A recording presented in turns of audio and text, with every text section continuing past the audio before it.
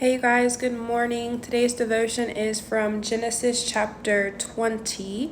And Abraham and Sarah are moving around. They're transitioning where they are. And along their journey, Abraham gets a little scared because he knows that the place that they are at, the people there are not believers. So he fears his wife being taken from him. So they come up with this lie to say that Sarah is his sister instead of his wife, and they do end up taking her because he said that. And then the Lord stopped all the women from being able to conceive, and it comes out to the fact that they have Sarah, and God is like, no, return her. Like, why do you have this married woman? But he did that so that they would show kindness to him and not try to kill him in order to, or do harm to him because of his wife. He thought that that would be a good protection to lie, to be able to give them to her so that he could be safe and remain.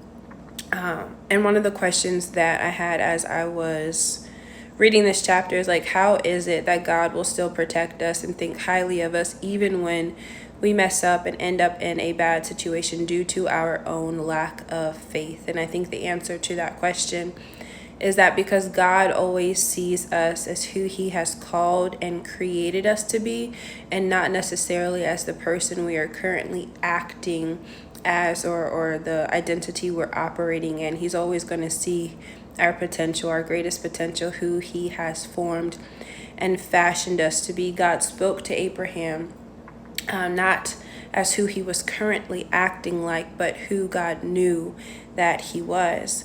You guys, as we're journeying along, as we're walking with God, we don't have to bend the truth or lie to protect ourselves. We don't have to fear people on our journey or what they will do to us, because God is so much so God. He is so powerful that he can use sinners. He can use those who have no relationship, no connection to him, in order to show us favor, in order to show us grace, in order to put on display his power, his love, and his sovereignty.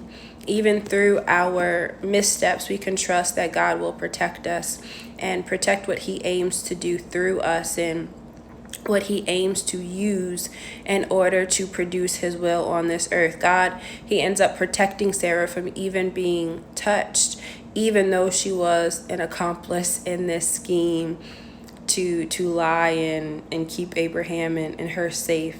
God did not allow their mistake, though, to lead to any greater wrongdoing. Instead, he forced the truth out into the open. We have to be ready for when we try to do things our way, for God to correct us and call us into righteousness and right alignment with his will. As we're walking with God, we won't need the things of the world, the things we've gotten used to using or depending on to get us ahead. We're not going to need to lie or scheme or deceive our way through. We need to learn to walk boldly in truth and to trust confidently in the Lord, that whatever we face, he is more than able and more than capable to see us through. God has everything in control, and he can give grace and favor to us as we will need it. And he will give grace and favor to us as we need it, and even the most trying or troubling or frightening situation. So as we're walking with the Lord, y'all, let's throw off these things we've learned from the world, and let's just trust God that we can walk in truth, that we can walk in righteousness. And let's thank God for all of the covering that he does when we fail to do what's right, when we fail to do what honors him, and when we have these moments where we're lacking trusting in him and his ability to protect and provide for us. But we have to remember who he is, that he can and he will, and we need to be humble to learn these lessons along the way. You guys have a great day today. Bye, y'all.